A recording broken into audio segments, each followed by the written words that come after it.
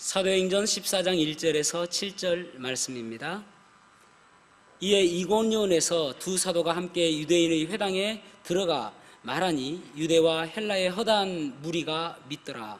그러나 순종하지 아니하는 유대인들이 이방인들의 마음을 선동하여 형제들에게 악감을 품게 하거늘 두 사도가 오래 있어 주를 힘입어 담대히 말하니 주께서 그들의 손으로 표적과 기사를 행하게 하여 주사 자기 은혜의 말씀을 증언하시니 그 시내의 무리가 나뉘어 유대인을 따르는 자도 있고 두 사도를 따르는 자도 있는지라.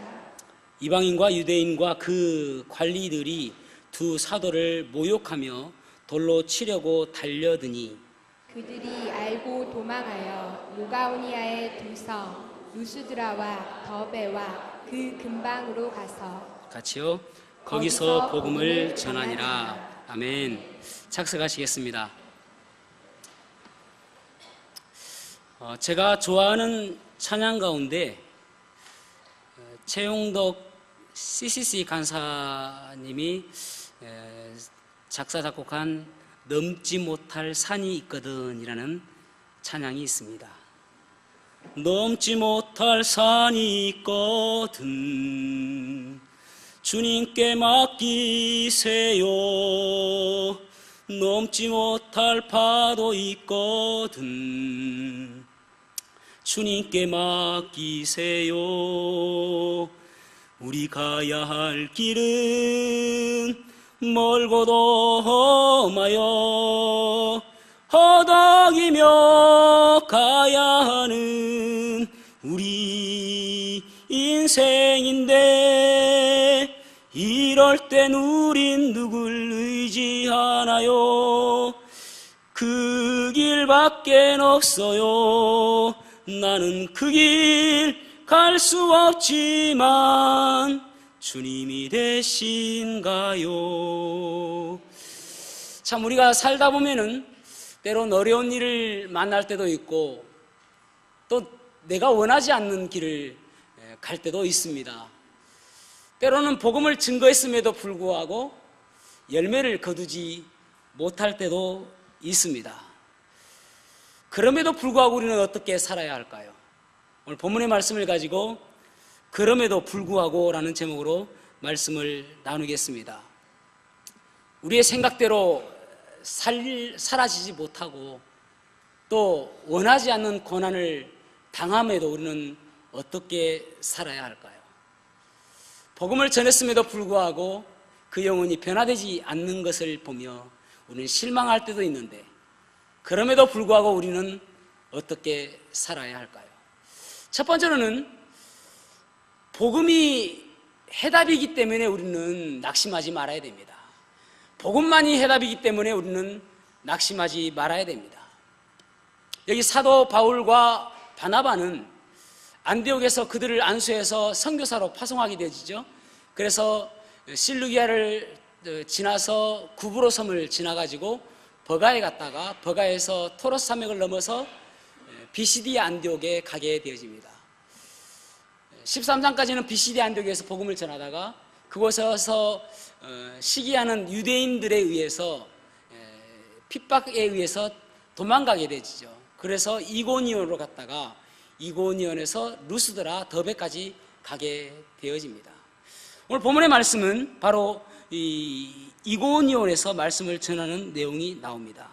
이 이고니온이라는 이곳은 황제 글라우디오라는 그 로마 황제에 의해서 발전하게 되어지는 AD 41년경에요. 발전하게 되어지는 그러한 도시입니다. 이 도시에는 유대인들이 있었고 또 셀루쿠스 왕조 BC 312년경에 통치하였던 이 셀루쿠스에 의해서 또 이주되어진 헬라인들도 있었습니다. 그리고 이제 로마 식민주의자들 그런 사람들도 있었습니다. 그러니까 다양한 계층의 사람이 있었던 것을 알 수가 있죠. 1절 말씀 보십시오. 이에 이고니온에서 두 사도가 함께 유대인의 회당에 들어가 말하니 유대와 유대인이란 말입니다. 그리고 헬라의 허다한 무리가 믿더라 그렇게 말씀하고 있습니다. 여기 복음을 증거하니까 각기각층의 사람, 오직 유일신만을 믿었던 그 유대인들이 하나님께로 돌아오게 되었고 예수 그리스도를 믿게 되었고, 또 다양한 신을 섬겼던 헬라인들도 예수 그리스도의 십자가의 복음과 또 그의 부활하심을 증거했을 때에 그들이 믿게 되었고, 그리고 또 다른 여러 부류의 사람들이 이 복음을 통해서 다 같이 예수님을 믿게 된 거예요. 다양한 사람들입니다. 똑같은 사람들이 아니고요, 다양한 부류의 사람들입니다. 그럼에도 불구하고 그들이 하나가 되었던 거예요. 복음의 능력이죠. 복음이 선포됐을 때에 각기 다양한 사람들이 모두가 다 예수 그리스도를 믿게 되어지는 것을 보게 되어지는 것입니다. 복음의 능력에는 하나가 되는 그러한 일치성이 있습니다. 그전까지만 해도 서로 으르렁거리며 살던 사람들도 복음을 듣고 변화되어지면은 서로가 사랑하는 사이가 되어지는 것이죠. 복음에는 축복성이 있죠. 예전에는 절망과 좌절과 고통 가운데 살았던 사람이 복음을 듣고 나서 그리고 변화되어질 때는 소망을 가지게 되지고, 예전에는 마귀의 종이었던 사단의 노예였던 그런 사람이 복음을 받음으로 인해서 이제는 하나님을 아버지라고 부르는 하나님의 자녀가 되어지고, 이제는 그와 같이 전혀 나와 함께하는 사람이 아무도 없는 같은 외로움에 살았던 사람이 임마누엘의 하나님을 깨닫게 되어지고 복음을 들음으로 인해서 새로운 소망이 되어지는, 그렇게 놀라운 일들이 일어나게 되어지는 것이죠. 그게 복음의 축복입니다. 그래서 여러분, 교회의 특징이 무엇인지 아십니까? 교회는 건물이 특징이 아닙니다. 교회는 어떤 사람들의 특징이 아니라 교회는 복음이 특징이죠. 그래서 교회에 복음이 빠지면은 그 교회는 더 이상 교회로서의 가치가 없는 거예요. 교회는 복음이 있어야 되고 예수 그리스도 십자가의 그 죽으심이 날마다 선포되어지는 것이 바로 교회가 되어져야 되는 것입니다. 지난 목요일 날 여성교회에서 야유회를 갔어요. 아주 좋은 시간이었습니다. 저는 여성교회가 아님에도 불구하고 끌려갔습니다. 근데 이제 룻반 주최로 갔는데, 룻반에서 저한테 설교를 부탁하는 것이 아니고 제 아내에게 설교를 부탁했습니다. 많이 걱정하고 준비를 하는 것을 보았습니다. 그런데 저에게 참 은혜가 되었어요. 팔불출이라고 놀려도 상관없습니다. 은혜된 것은 은혜된 것이니까요. 제 아내가 이제 원래 비전 구절, 콜링 받았던 구절이 마태복음 4장 19절이라는 이야기를 제가 예전부터 들었던 구절입니다. 나를 따라오느라 내가 너희로 사람을 낚는 어부가 되게 하리라. 사람 낚는 어부가 제 아내의 꿈입니다.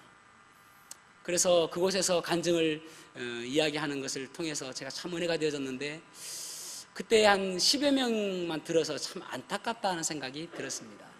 그 가운데 한 간증을 소개하고 싶습니다. 제 아내가 그 병원에 근무한 지는 올 3월 말부터 근무했습니다. 한 6개월 되었죠. 그런데 그 전부터 오랫동안 그 병원에 치료를 받는 환자가 있었습니다. 56세의 여성분입니다. 이분의 특징은 우울증을 앓고 있어요. 그래서 사람들과 같이 이야기하기를 꺼려하고 얼굴은 항상 어두웠고, 그리고 자녀가 없어가지고 결혼 생활도 원만하지 못한, 행복하지 않는 그러한 여자분입니다.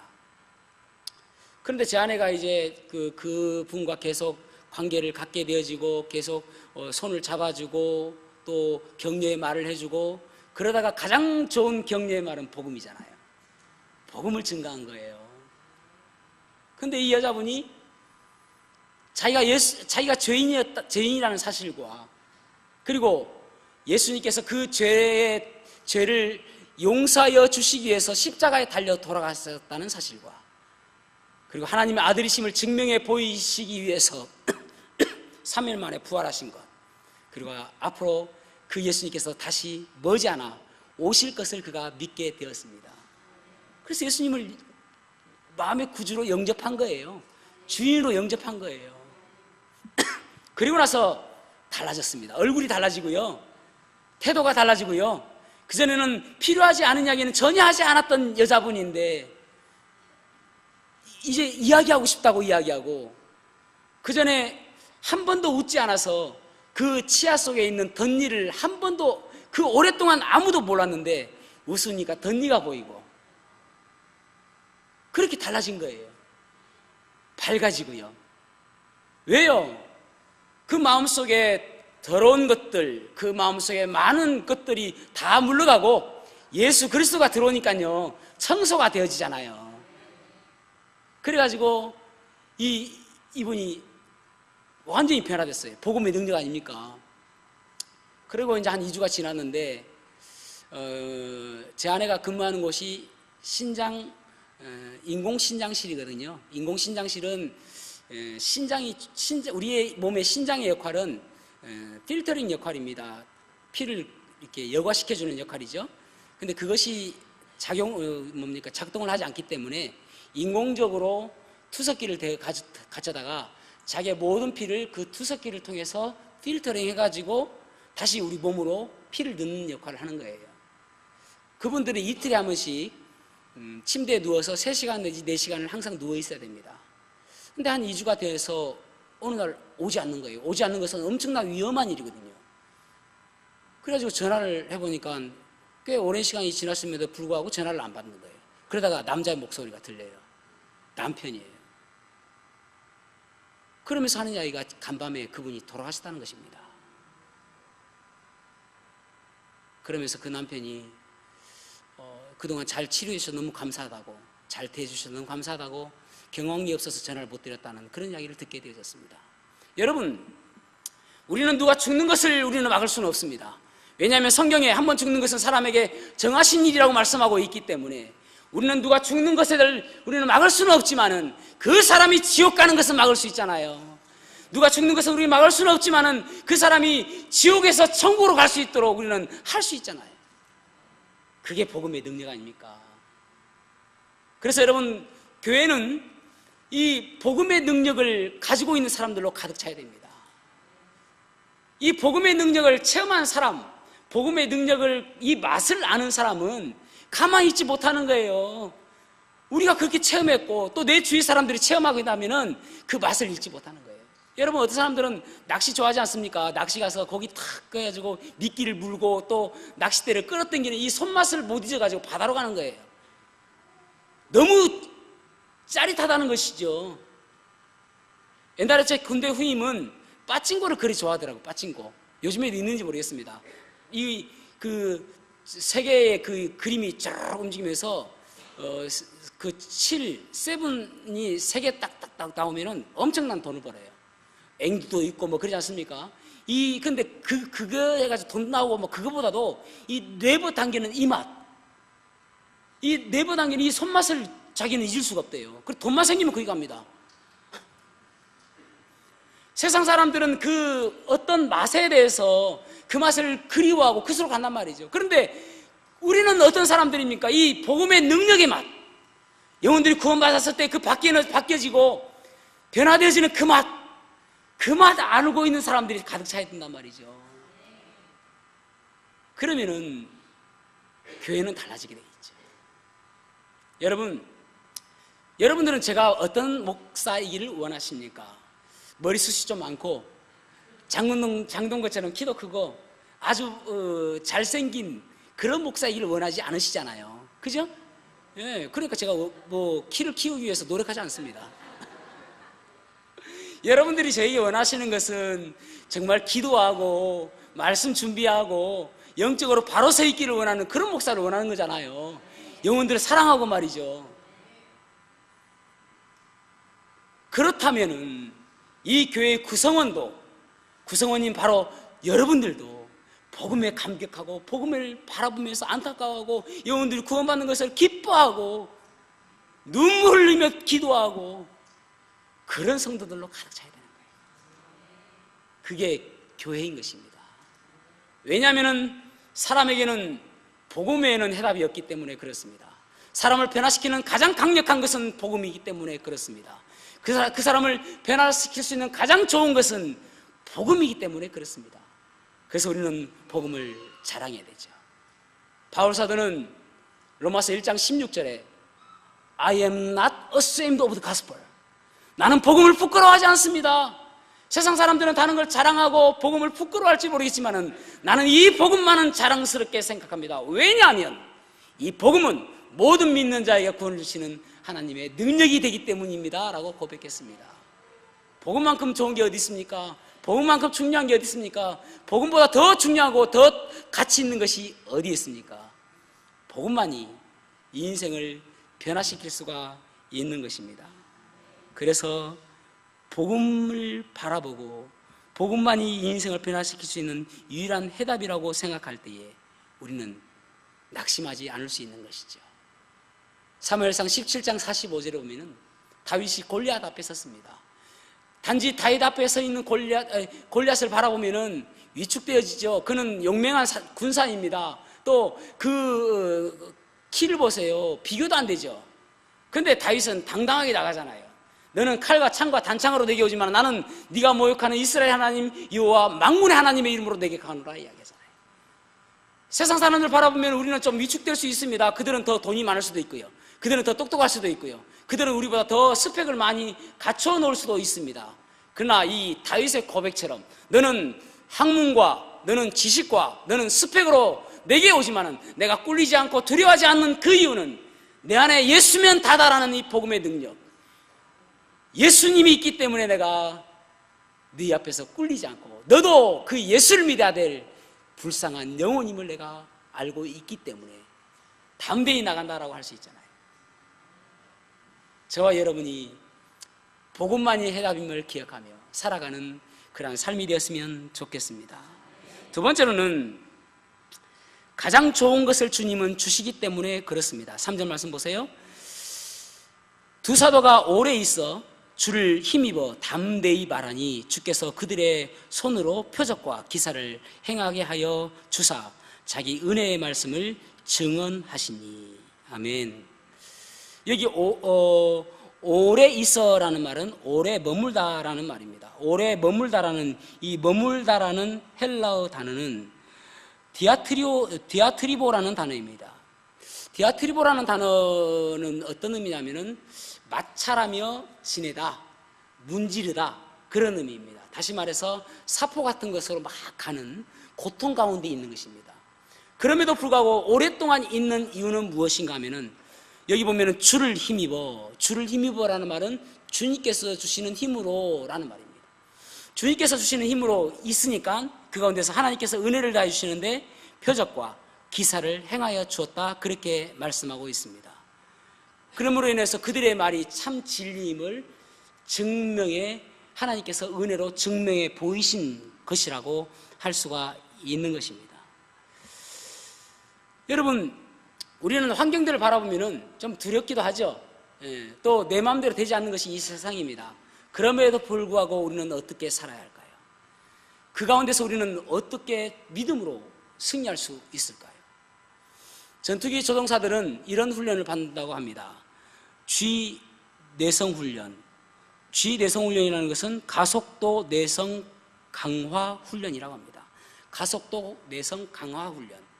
이것은 무엇이냐면은 전투기가 이렇게 빠른 속도로 날아갈 때에 그때에 모든 그 피들이 발끝으로 향하면서 머리에 있는 피들이 발끝으로 다 향하면서 순간적으로 혼절한다는 거예요.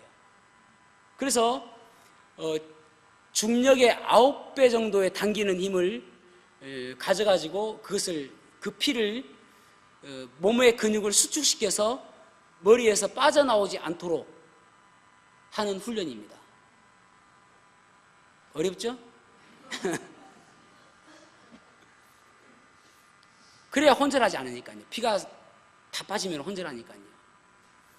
근데 그것을 보면서 제가 생각할 때, 야, 우리들도 참 어려운 가운데 있을 때에 그 가운데서도 믿음으로 어떻게 하면 그 힘을 줘가지고 나갈 수 있냐는 것이죠. 근데 여기 보면은 참 우리가 생각할 수 있는 것이 무엇이냐면은 5절에서 7절 보세요.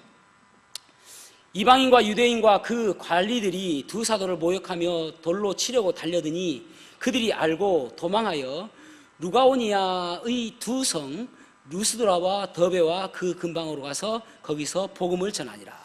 이 바울과 바나바는 자꾸 이제 핍박하는 사람들 피해서 가는데 도망가는데 도망가면서도 계속 복음을 전하는 거예요. 왜 그런지 아십니까? 그 가운데서 하나님께서 가장 좋은 것을 주실 것을 기대하기 때문에 그렇습니다. 그러니까 여러분, 하나님께서 가장 좋은 것을 주시는데 그것이 사람들은 뭐라고 이야기하냐면은 기적이라고 이야기하는 거예요. 도저히 이해하지 못하는 것들이 나타나게 되는 것이죠. 결국은 루스드라까지 간다고 이야기했지 않습니까? 루스드라 가가지고 그들은 또 거기서도 또 박해자들에서 돌로 치게 되어지고 돌에 맞게 되어지고 그러는데 그곳에 가서 어떤 일이 벌어지냐면 하나님께서 기적을 베푸시는데 안진뱅이가 일어나는 거예요. 안진뱅이가 일어나는 기적을 바라보게 되어집니다. 그리고 그 루스드라에서 누구를 만나냐면은 영적인 아들인 디모데를 만나게 되어집니다. 그러니까 디모데를 탁 만나가지고 나중에 디모데를 데리고 다니면서 2차 전도여행을 하거든요. 그리고 이 비시디아, 안디옥, 이고니온, 루스드라, 더베 이 지역을 갈라디아 지역이라고 합니다. 이 갈라디아 지역을 바울 사도는 1차, 2차, 3차 전도여행할 때 항상 그곳을 통과합니다. 그것을 지나치는 것이거든요. 그래서 갈라디아서를 그 성도들에게 쓰는 편지가 갈라디아서입니다. 그런데 이 갈라디아서의 내용은 사람은 율법으로 사는 것이 아니라 하나님의 은혜로 산다는 것이거든요. 이 갈라디아서를 통해서 그 루터가 종교를 일으키잖아요. 이 루터가 가장 감명 깊게 읽은 책이 갈라디아서입니다. 그러니까 이 갈라디아 지역을 통해서 놀라운 일들이 여러 번 일어나게 되는 것이죠. 한 번으로 끝나는 게 아니라 계속적으로 놀라운 일들이 일어나는 것을 보게 되어집니다. 하나님께서는요, 우리에게 가장 좋은 것을 주기를 원하십니다. 그래서 지금은 좀 어렵고 힘들다 할지라도 하나님께서 우리에게 좋은 것을 주시려고 노력하시는 것이죠. 그 사실을 깨닫게 되지면은 우리가 절망 가운데 있고 어려운 가운데 있다 할지라도 소망 가운데 있을 수가 있는 것이죠. 성경에서 사람을 가장 잘 표현하는 것이 어디냐면은 이사야 53장 6절 말씀입니다. 이사야 53장 6절 말씀은 우리는 다 양 같아서 그릇 행하여 라는 말이에요. 이것만큼 사람을 잘 표현한 것이 없습니다. 우리는 다 양이란 말이죠. 여기서 중요한 말은 다라는 말입니다. 다. 그리고 양이라는 말이죠. 그런데 양은 갓길 제 길로 가는 습성이 있다는 것이죠. 모두가 다 양인데 여러분, 제가 여러분들에게 설교하고 또 말씀 전하고 기도해주고 또 그렇게 하니까 제가 양이 아닌 것처럼 보이시죠? 저도 양이에요. 양보다 좀 나은 것 같죠? 양입니다. 순간순간 제 길로 가려고 하는 그것이 얼마나 많은지 몰라요. 어떤 대형교회에서 어떤 목사님들이 사고치고 그러지 않습니까? 그러면 이해하셔야 돼요. 아, 양이니까. 제가 은퇴하기 전에 저는 이제 이곳에서 뼈를 묻을 각오로 제가 사역을 하고 있는데 은퇴하기 전에 제가 사고칠 수도 있잖아요. 양이니까요. 그 이해하셔야 돼요. 아, 우리 목사님 양이다. 저나 여러분이나 다 양이란 말이죠. 근데 우리가 그런 인간은 모두가 다 양인데 양임에도 불구하고 사고치지 않을 수 있는 방법이 무엇인지 아십니까? 그리스도인은 어떤 사람이어야 되는지 아십니까? 시편 23편 1절요. The Lord is my shepherd, I shall not be want. 여호와는 나의 목자시니 내게 부족함이 없으리로다예요. 여호와께서 나의 목자가 되시니까 내가 사고치지 아니하고 주님의 인도하심 받을 수 있는 것이죠. 다윗은 그렇게 고백하잖아요. 여호와께서 내 목자가 되시니까 내가 부족함이 없다라고 고백하잖아요. 그러면서 다윗의 노래가 어떤 노래냐면 시편 23편 4절에 내가 사망의 음침한 골짜기 다닐지라도 해를 두려워 않음은 주께서 나와 함께 하심이라. 내가 사망의 음침한 골짜기를 다닐지라도 내가 그 어떤 해를 당한다 할지라도 두려워하지 않는 그 이유는 주께서 나와 함께 하심이라. 그러면서 주의 지팡이와 막대기가 나를 안위하시나이다 그렇게 말씀하잖아요. 여러분, 우리는 다 양이지만은 각기 제 길로 가는 습성을 가지고 있지만은 실수할 수밖에 없는 그런 사람이지만은 때로는 환경을 바라보면서 좌절하고 절망 가운데 있을 수밖에 없는 그런 양 같은 존재이지만은, 그럼에도 불구하고 우리가 실수하지 아니하고 또 절망 가운데 처하지 않을 수 있는 비결이 무엇이냐면은 여호와께서 내 목자가 되시는 거예요. 그러면은 실수하지 않게 되어지는 것입니다. 여호와는 나의 목자시니. 어떤 목사님이요, 토요일 날 인쇄소에서 전화가 온 거예요.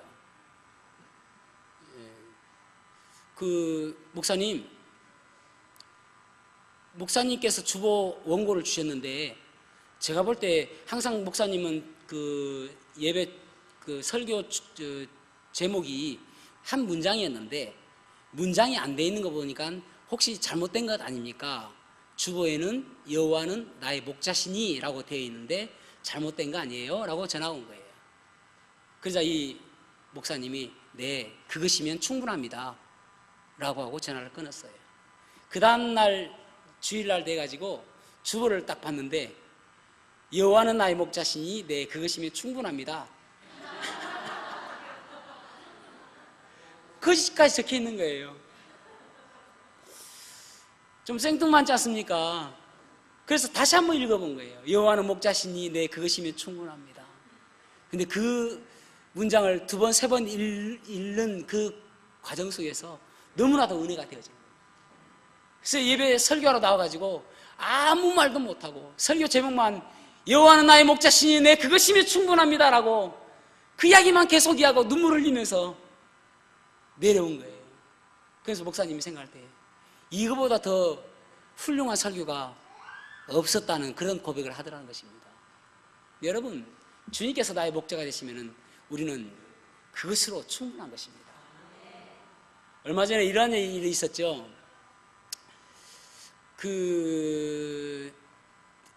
인도네시아에서 지진과 여진과 또 쓰나미로 인해서 재난이 있었지 않습니까?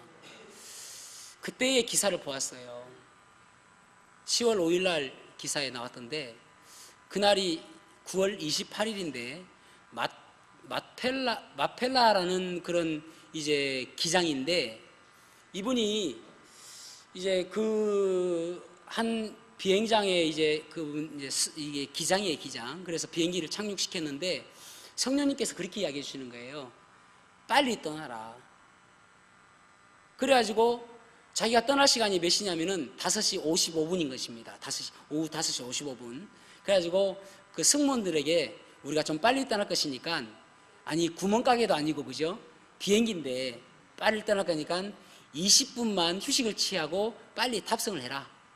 승무원들에게 그렇게 이야기한 것입니다. 그래가지고요, 무려 3분 일찍 출발한 것입니다. 부기장이 난리가 났습니다. 아니 기장님 무슨 3분이나 일찍 출발합니까? 관제사에게도 양해를 구했어요. 3분 우리가 일찍 출발해야겠다. 난리가 난 것입니다. 3분 일찍 출발한 것이 어디 흔한 일입니까? 그럼에도 불구하고 3분 일찍 출발해야 됩니다. 속으로는 성령님께서 그렇게 나에게 말씀하셨어요 라고 하는 거예요. 그리고 3분 일찍 출발했습니다. 관제사가 32번 활주로를 이용해서 이륙하세요 라고 해요. 그래서 32번 출구를 활주로를 통해서 이륙을 합니다. 그리고 감사합니다 라고 하는데 대답이 없는 거예요. 그리고 나서 그곳에 지진 강도 7도가 넘게 그런 강도가 지진이 나는 거예요. 관제사는 32번 활주로를 통해서 당신은 이륙하십시오라고 하고 지진이 맞고 그분이 돌아가셨어요. 만약에 그분이 이 마텔라라는 이분이 30초만 그곳에 있었다 하더라도 그들은 다 죽었다는 거예요. 140명이 살았습니다. 이 사람 때문에 3분 일찍 이륙해가지고요. 여러분들은 무엇을 이야기하면 놀라실지 모르겠습니다. 아주 놀랄 일인데 무표정한 표정을 볼 때에 제가 놀란단 말이죠. 여러분, 하나님께서는 지금도 우리에게 가장 좋은 것을 주시려고 노력하시는 거예요. 그분이 하나님이십니다. 우리가 이해하지 못하는 것들, 우리가 알지 못하는 것들을 하나님께서는 우리에게 가장 좋은 것으로 갚아주기를 원하신다는 사실을 기억하시기를 바랍니다. 우리는 스스로 생각할 때에 근심하고 또 가난하고 아무것도 없는 것처럼 생각하는 경우가 많이 있습니다. 그런데 고린도후서 6장 10절 말씀 보세요. 고린도후서 6장 10절. 근심하는 자 같으나 항상 기뻐하고 가난한 자 같으나 많은 사람을 부유하게 하고 아무것도 없는 자 같으나 모든 것을 가진 자로다. 그게 누구라고요? 우리란 말이죠. 사랑하는 성도 여러분, 낙심하지 마시기를 바랍니다. 그럼에도 불구하고 소망 가운데 살아가는 저와 여러분이 되었으면 좋겠습니다. 그 이유는 복음만이 그 사람을 변화시킬 수 있는 강력한 방법이고 또 하나님은 우리에게 가장 좋은 것을 주시는 좋으신 분이시기 때문에 그렇습니다. 기도하시겠습니다.